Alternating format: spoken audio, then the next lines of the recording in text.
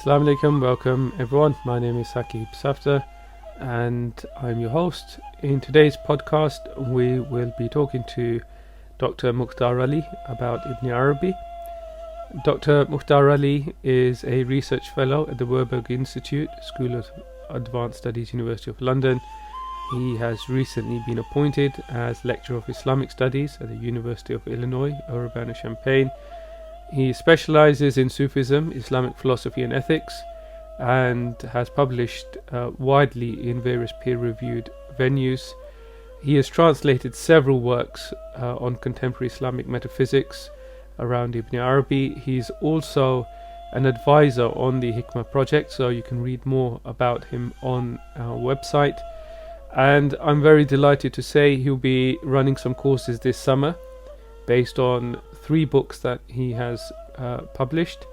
The first book is Philosophical Sufism, an introduction to the school of Ibn Arabi, and this is a layman's introduction to some fundamental ideas around Ibn Arabi's metaphysics. The second one is The Horizons of Being, the metaphysics of Ibn Arabi in the Muqaddimat al-Qaysri. So Daud Qaysri wrote a classical commentary on Ibn Arabi's Fusus, and this work is a parallel English-Arabic text, and Dr. Ali will be delivering a separate course on this. And then the third book is a classical commentary by Jami on Ibn Arabi's own summary of the Fusus. So Ibn Arabi's summary is called the Naqsh al-Fusus, and Jami wrote a commentary on that called the Naqd al-Nusus, and again Dr. Ali will be delivering a course on that. So if you're not sure what some of these books and terms and who Ibn Arabi was, do not worry, Dr. Ali will be explaining all of this in the podcast. To learn more about the courses or to remain updated, please sign up to our newsletter via our website, thehikmahproject.com, and as soon as details are finalized, we will let you know. So without further ado, here's the podcast. Dr. Ali, welcome. Thank you very much. Assalamu alaikum, everyone. Thank you for having me on board. Absolute pleasure. Do you want to tell us firstly about Ibn Arabi? Who was he, and why should we read him today? Now, al-Shaykh Ibn al-Arabi was one of the greatest spiritual thinkers, mystics, or gnostics. There's many terms that we have, but in Arabic we say he's arif. He's one of the urafa. And he was also a very prolific author who wrote extensively on mysticism and spiritual things. So Ibn Arabi is one of the great thinkers in the tradition of Sufism, which started early on in the early days of Islam, even though it wasn't called Sufism. There was always thinkers and companions of the Prophet and the generations that followed who were constantly trying to delve into the esoteric dimension of Islam, the spiritual dimension of Islam. So that's the first sort of framework we're working with, that there are several dimensions, but the most basic framework is an external dimension, which is known as the Sharia, and an internal esoteric dimension, which is known as the ṭarīqa. Finally, there's a third dimension, which is really the dimension which is the one which the prophets encompassed and embodied, and this is called the ḥaqiqa, the reality. And this is what every individual is striving to reach. They're trying to reach the ḥaqiqa through walking on the ṭarīqa, which means path, and being safeguarded by the Sharia. And so Ibn Arabi is one of the best representatives of Islamic esoteric thinking or Islamic mysticism, irfan. So does he write about these various dimensions, or does he simply focus on the inner aspect of the deen, of the religion? Yeah, I mean, these things are intertwined in his writings. Remember that Ibn Arabi was first and foremost an arif, and so he's looking at things from an inward perspective. He's looking at the inner meanings of things. And when we say Sharia, Sharia doesn't necessarily mean that it's only external. It has, Sharia itself has an inward meaning. So, for example, if we say that it is wajib, it is incumbent on the believer to offer the five prayers. Well, those five prayers have a interior and spiritual meaning. What is the standing? What do the postures mean? Why does one pray at a certain time?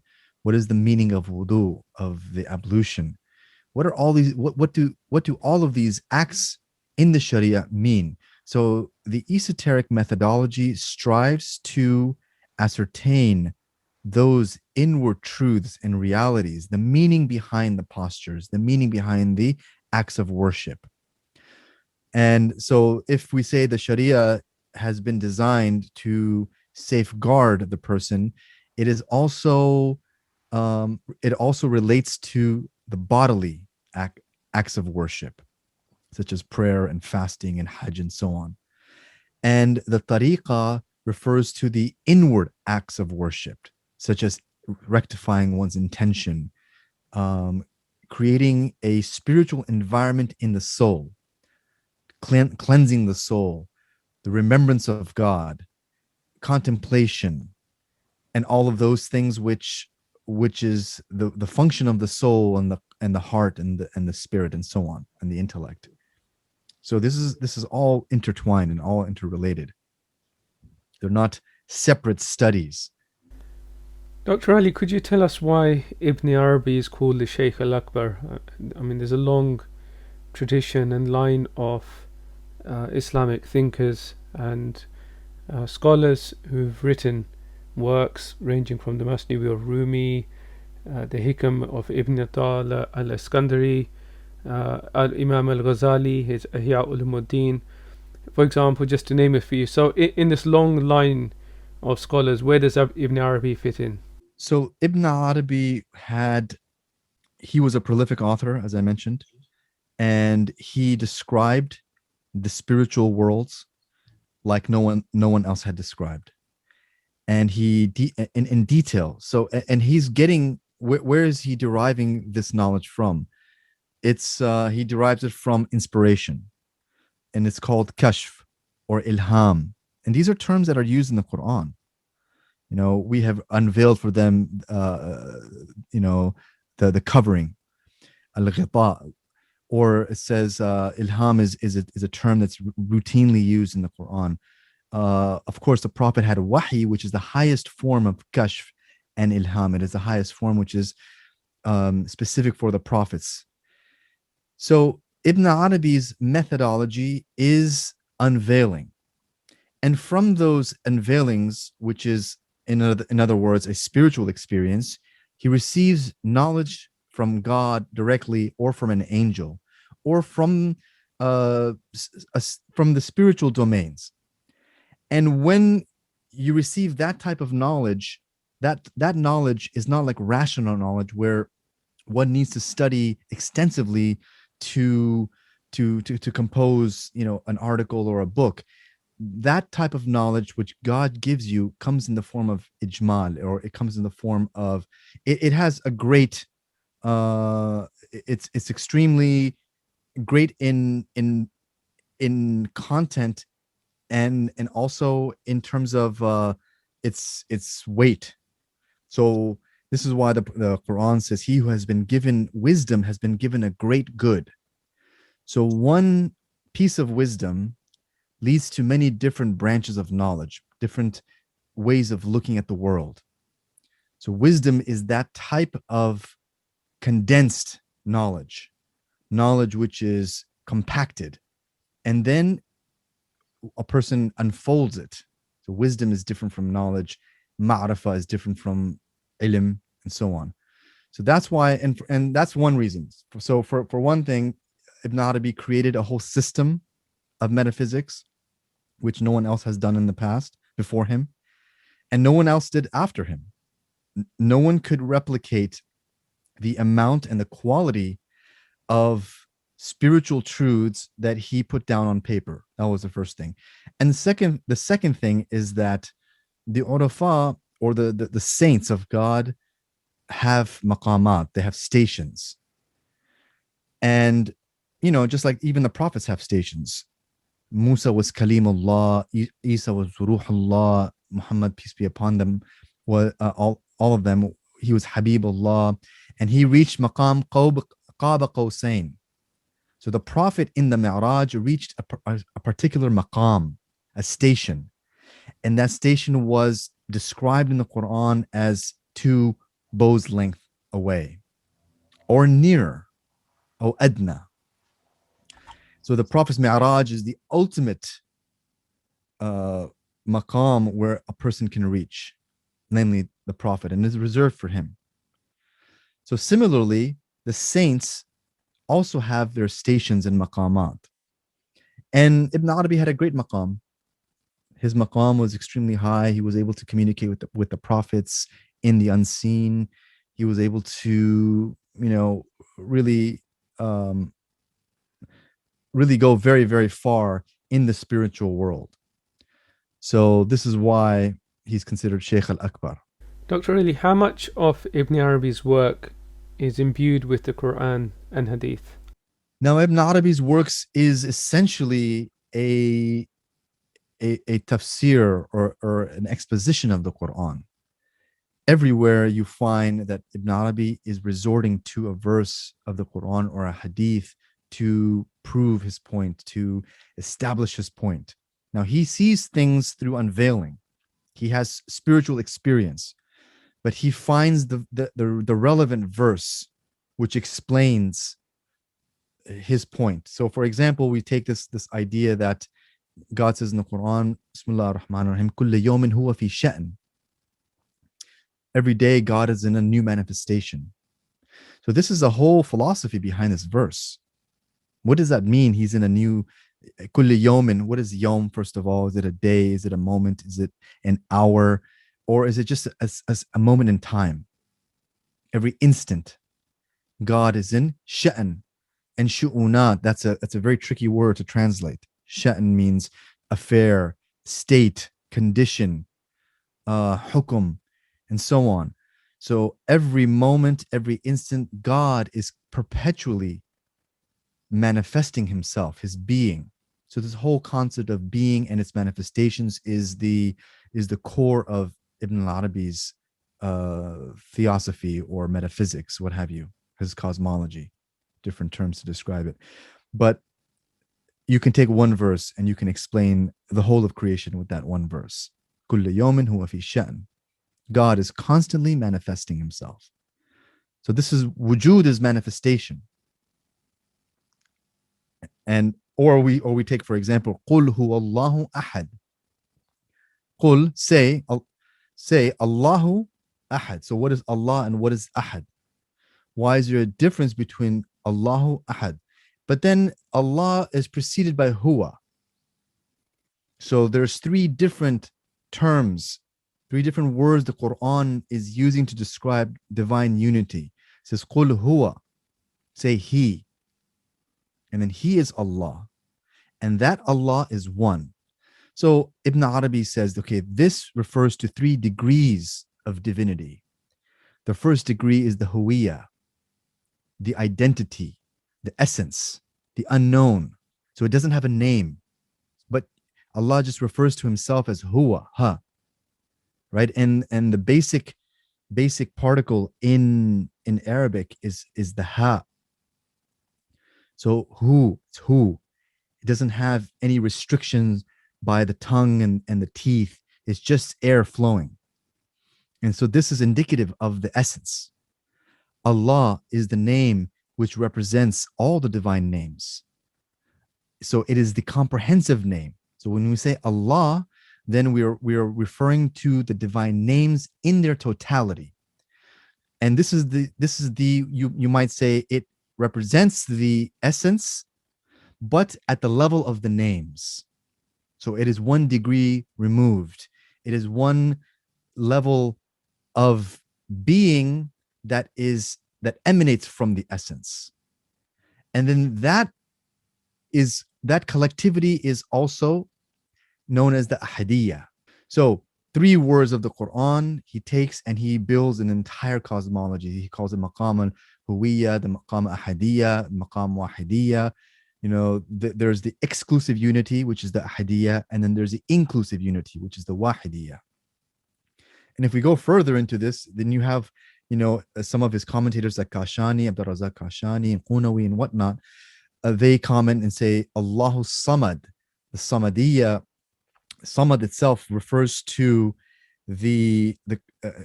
literally it means that which is not hollow. It means solid. And so you would think, what does that mean? Why would God choose the word Samad? And translators use the word eternal, and this is one of its meanings. It means eternal. It means that which is solid or not hollow. And the third meaning, or among the meanings, is the recourse, the refuge. So God is the refuge. Okay, that's understood. What about the second meaning, where God is not hollow? So if you actually contemplate on this word, you'll find that the next verse explains that. What does that mean, God is not hollow? That's why he says, Lam yalid wa lam yulad. So it's saying that things do not originate from God as they would originate from the womb of a mother. So this is why he used the walada, yalid. Existence is not born from him, nor is he born from something else. So he doesn't have a womb or a belly through which something comes out of. This is why this is Surah Tawheed. And this Tawheed is the fundamental thesis and principle of Ibn Arabi's cosmology. His is the school of divine unity. And this is why the concept of the oneness of being has been attributed to him. Wahdat al-wujud, his most famous sort of doctrine. Whether he used the term or not, it's there implicitly. And this is all he talks about, the oneness of being, divine unity. How do we understand divine unity? And the Qur'an speaks about divine unity in Surah Tawheed. Brings us very nicely on to my next question, which is about your new book, Philosophical Sufism, An Introduction to the School of Ibn Arabi. Could you tell us more about this book? So this book came out of my dissertation, which was a translation of the Muqaddimat al-Qaysari. Now, Muqaddimat al-Qaysari was one of the commentators who was a student of Kashani, Abdul Razak Kashani. Kashani was a student of Jandi, and Jandi was a student of Qunawi. Qunawi was a student of Ibn al-Arabi. So we're looking at, about four generations of student and master disciple in very close proximity to Ibn al-Arabi himself. Now, Qaysari wrote a commentary on Ibn al-Arabi's work, Fusus al-Hikam.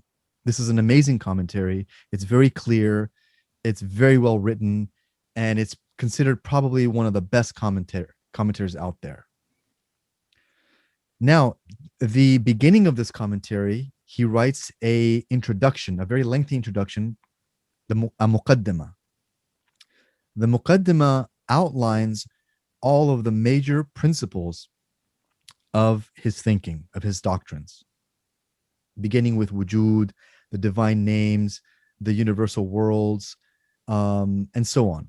He talks about, alam al-mithal and unveiling, all of these different concepts. And it's very, very condensed. It's very clearly written. It's a beautiful text. So that was my first project, which I translated that, and I wrote some notes on that. Then I had a commentary on the Muqaddimah. So I basically took that commentary and I repurposed it and added material and took out material and cleaned it up, and basically wrote this other book, which is Philosophical Sufism, and this is sort of like a slightly simplified version of Muqaddimah Qaysari, because Qaysari is speaking, there's a lot of philosophy there, because he's trying to appeal to the scholars of his time, philosophers and theologians and so on. So I left some of that out because I don't think it's that necessary to get into all of those detailed philosophical discussions. But what we do need is an introduction to the school of Ibn Arabi in simple language, dealing with all of these major concepts such as being and ontology, divine knowledge, and I go into the origin of multiplicity. How does he deal with that? Because it is the school of the oneness of being. So how does multiplicity come out of oneness? Then we have the universal worlds. We have the imaginal world. We have unveiling. We have the human vicegerency. Another key doctrine of Ibn Arabi is this whole idea of insan al-kamil, the perfect human. Then we have this idea of the Muhammadan reality, which stems from this whole idea of the perfect human, the supreme spirit in the microcosm, meaning the spirit, the heart, the intellect, all of that, prophethood, messengership, and sainthood, and then finally the resurrection. So it's really like a complete course in Ibn Arabi's metaphysics. So it's called Introduction, but some parts are a bit more complex than others. And it's sort of, I try to make it as readable as possible. And that's the second work. So who is the target audience? Is it somebody who may not have a background in metaphysics or Ibn Arabi's perspective? Would this text be suitable for them? I mean, I was hoping to have this book be used in a classroom. If I were to teach a course on Ibn Arabi, this is the book that I would use to kind of go through the whole system. So it was kind of designed for someone who, has very little familiarity, and I think they can get through it. It's not totally easy, but that's just the nature of the discipline. There's some terms, but it is quite dense. But I think it's suitable for a newcomer. So often with online courses, Islamic courses, the emphasis seems to be, generally speaking, around legalism or even ethics, or maybe history. Could you tell us about metaphysics? What is that, and why is that important in understanding the deen, and what is the link to it has to spirituality? This is a good question. What's more important, to be honest, than metaphysics is spirituality. Ethics is more important. Metaphysics is also essential because it gives you a holistic understanding of the world. Metaphysics gives you an understanding of the world. Ethics is sort of the practical dimension of how to behave and how to become a better person. Now, so they're sort of, they're related, and ethics is sort of subsumed under metaphysics in some ways, because we have to look at what is the nature of insan and how does insan, the human being, fit into the grand scheme of things. What does God want? Why did God create the world? Why did God create man? All of these questions are answered in metaphysics. So both of these disciplines help each other. And metaphysics is the correct understanding of the world.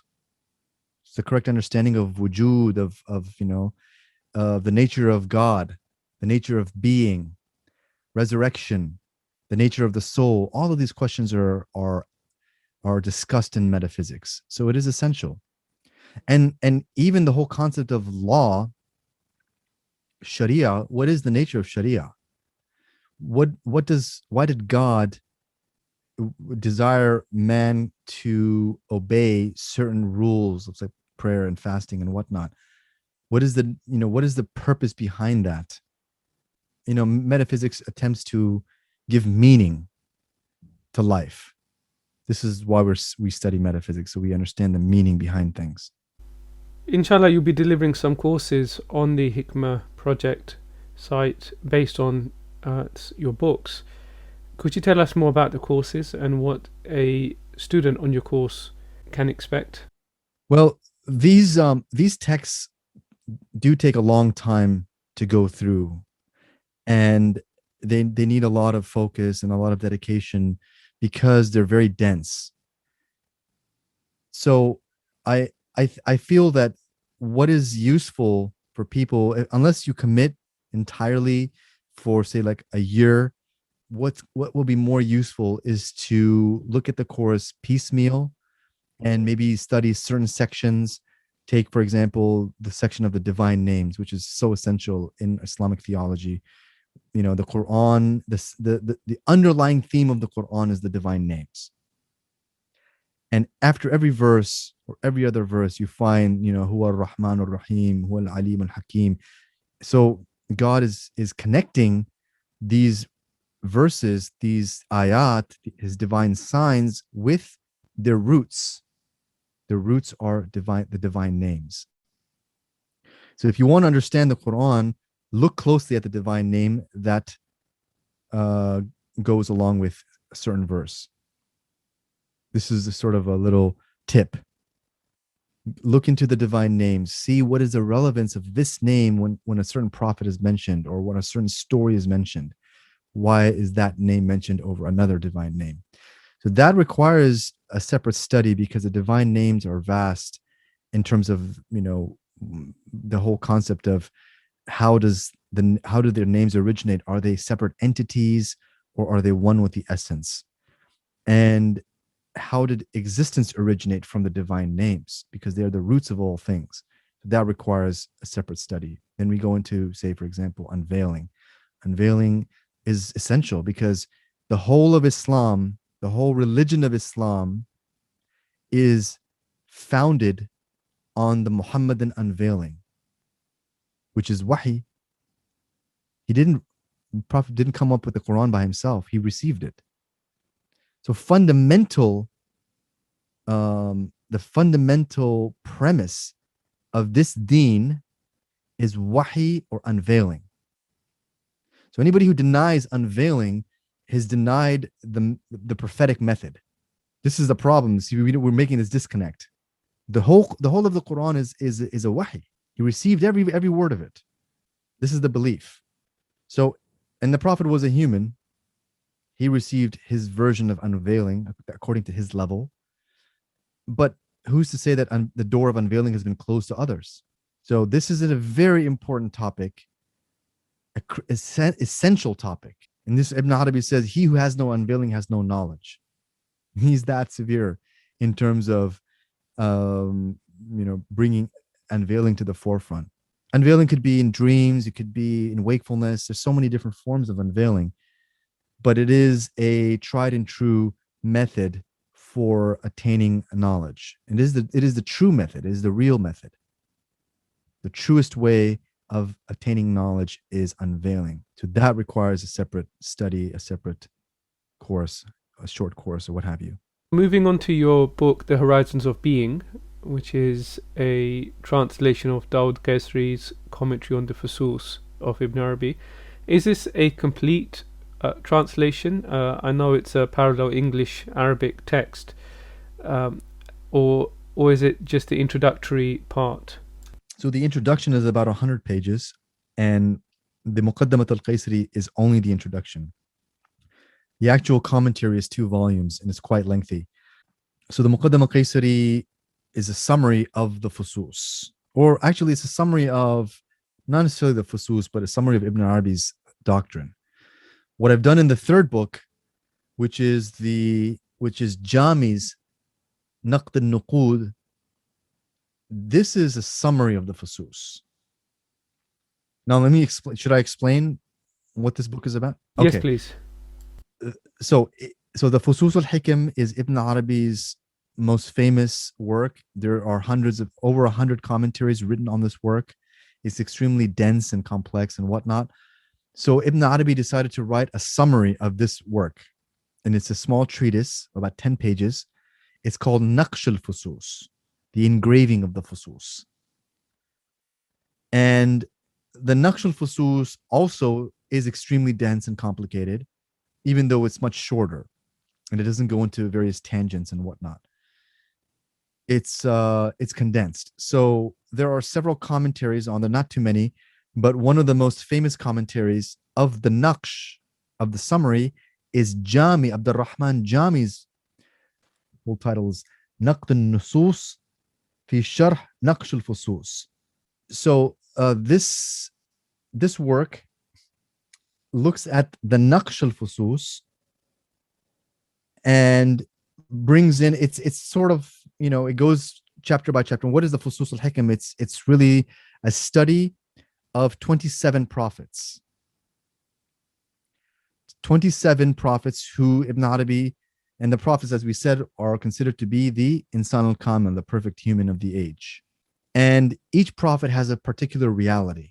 And Ibn Arabi is identifying that reality and describing that reality in the Fasl, in the chapter. So this is exactly what's going on. So it's kind of a natural progression from the Muqaddimah Qaysari into the study of the Fusus. Now, either you can study the Fusus itself, or you can sort of study this summary, which kind of gives you the main ideas, the main themes, without getting into all the different discussions that are in the commentaries. Now, remember, these commentaries are, some of them are multi-volume commentaries.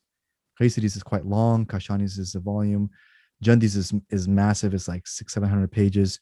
So it's a lot of material written. There's a huge commentarial tradition surrounding the Fusus al-Hikam. That's amazing. So inshallah, you'll be running some courses on the Hikmah project, both live and on demand.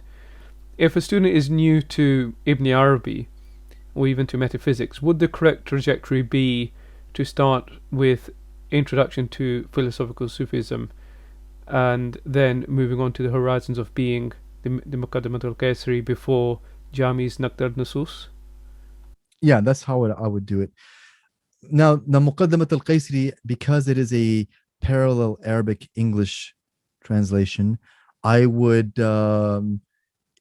be a good idea for students to familiarize themselves with some Arabic so they can benefit from that.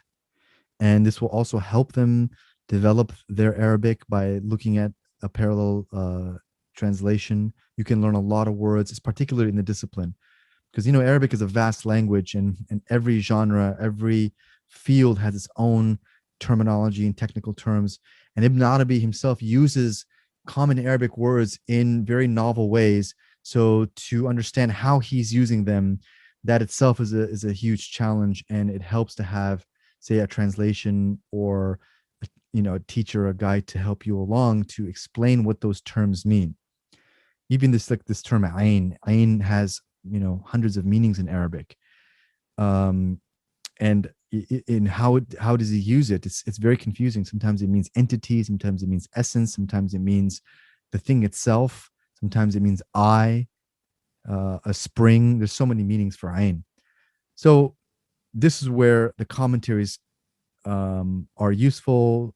An instructor comes handy at this juncture when you're actually dealing with the Arabic. So given the book is a parallel English-Arabic text, how much emphasis do you put on the Arabic? If somebody has no background in Arabic, would they be able to benefit? And likewise, if somebody has a very elementary understanding of some classical Arabic, would they be able to benefit from your lessons? I mean, that depends on the structure of the course. If it's a course, say, that has a prerequisite of some Arabic, then for sure we would be reading passages of the Arabic. But if that's not one of the prerequisites, then I would maybe use some of the terms like I did in my other session on Jami, that we would be looking at some of the terms without maybe, say, reading a whole passage, because that could be very daunting for a newcomer or someone who doesn't know Arabic.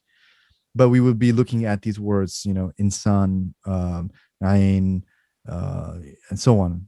So, I mean, you have to sort of, some terms cannot be translated. This word, when we look at, like, say, sharia, tariqa, haqiqa, when we look at the words wilaya, it's very difficult to translate that word. It's just better to stick to the word and just learn that word in the original language. So that's why I kind of use the terms in Arabic without, hopefully, not losing the student, and so that they can start acquiring a vocabulary in in Arabic while the course is being taught in English. And that presumably is a tried and tested method that you've used with students over the years. Yeah, of course, yeah. Can I ask also that often Ibn Arabi is seen as an obscure writer, even for native Arabs or people interested in Tasawwuf and Sufism sometimes find his work to be very difficult and obscure. What suggestions would you give to somebody who's exploring the Akbarian metaphysics? The major problem with studying Ibn Arabi is the complexity of his writing and the variance of the terminology. He uses so many new words, and he essentially coins new meanings for these words. It's a whole system. So you have to learn the system. If you try to pick up a text or two here and there, you'll be lost, because he's assuming that you are familiar with these terms. And this is why a text like Qaysari's Muqaddama is so useful, because this is where you first familiarize yourself with the basic terms of the discipline. Then you can go on to reading other texts. And I've tried to do that as well with the philosophical Sufism. A lot of it has to do with explaining these terms. And the book has a lot of sections, small sections, because it's really just about getting through the terms. So I think that's the daunting aspect of reading his works, is the complexity. And he also had the way he writes isn't very straightforward. It's he is not speaking in your language. He's speaking in the language of the ghaib, of the unseen. He's receiving inspiration, and like a poet doesn't necessarily speak the way you speak. He speaks in rhyme. He speaks in riddle, allusion, metaphor. He uses these techniques to express the meaning that he has in his mind or in his heart. So the poet doesn't conform to the standard normative ways of speaking, everyday speech.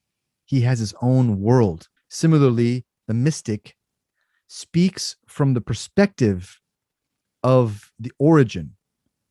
If he's receiving knowledge from an angel or from God directly, or even look at the Qur'an. The Qur'an is not straightforward. It's almost spoken in riddles. Ar-Rahmani ala al-Arshi istawa. How do you make sense out of that? The merciful Ar-Rahman ala al-Arsh istawa. What does istawa mean? He ascended upon the throne. So God physically came on the throne. What is this throne? What does this mean to ascend? And why not Allah? Why Ar-Rahman? So what is the meaning of Ar-Rahman ala al-Arshi istawa? This is a verse of the Quran. But we read it and we just pass by this verse. Nobody understands this. And that's it. We just keep going.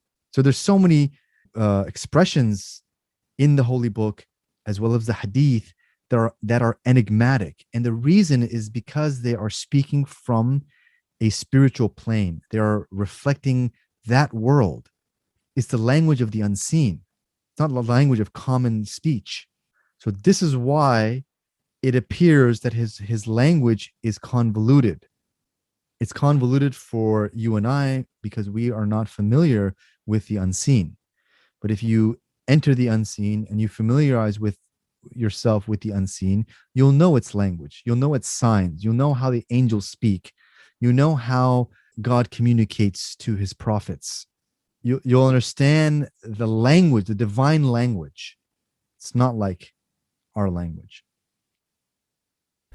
So, given the importance of ilham in Ibn Arabi's work, and obviously the various wonderful commentaries on his work, are they intended to be read at a mere sort of academic level, at the level of concepts, or is there something more at play when the seeker reads some of these works? Is there a higher cognitive faculty or a purification of the soul and the heart that's needed to grasp the essence or the lubb al-lubab of these texts? Now, since the origin of these teachings, of these doctrines are spiritual, from unveiling and so on, they have an intrinsic light and luminosity. Now, whether or not the student can grasp that and can ascertain some of that light, that's up to them. You can read it as an academic text, and that's fine, but ultimately a person should transcend that and have the knowledge penetrate the heart, have the knowledge be more expansive. And this comes through contemplation, it comes through practice, it comes through,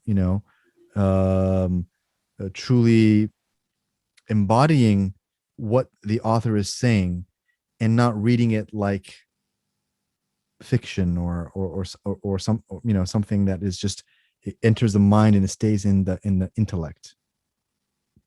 There has to be a connection between the mind, the intellect, and the heart. Part of understanding this is to cultivate that.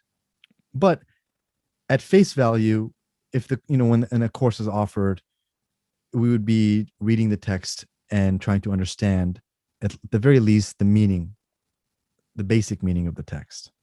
What you're asking is sort of, goes into practical mysticism, goes into discipleship and whatnot, and that's sort of outside the scope of a course that is about reading the text. Dr. Ali, can I end by reading a passage from the Futuhat al-Makkiyah and see if you can shed any light on this passage? It's translated by Dr. James Morris, a brilliant Ibn Arabi scholar, and I believe it's from chapter 2, verse 72, 73, and often used as an intention or niyyah when reading Ibn Arabi. So it goes as follows: we empty our hearts of reflective thinking and we sit together with God, al-Haq, on the carpet of adab and spiritual attentiveness, muraqabah, and presence and readiness to receive whatever comes to us from Him, so that it is God who takes care of teaching us by means of unveiling and spiritual realization. So when they have focused their hearts and their spiritual aspirations, himmam, on God, and have truly taken refuge with Him, giving up any reliance on the claims of reflection and investigation and intellectual results, then their hearts are purified and open. Once they have this inner receptivity, God manifests Himself to them, teaching them and informing them through the direct vision of inner meaning of those words and reports in a single instant. I mean, there's nothing I can add to that. That is, it's perfect as it is. It speaks for itself. It's completely clear, and it's exactly the methodology Ibn Arabi follows. It is a spiritual path. And I would just like to say one thing about something he mentioned in the first line or two, and he says that adab, he mentions the word adab.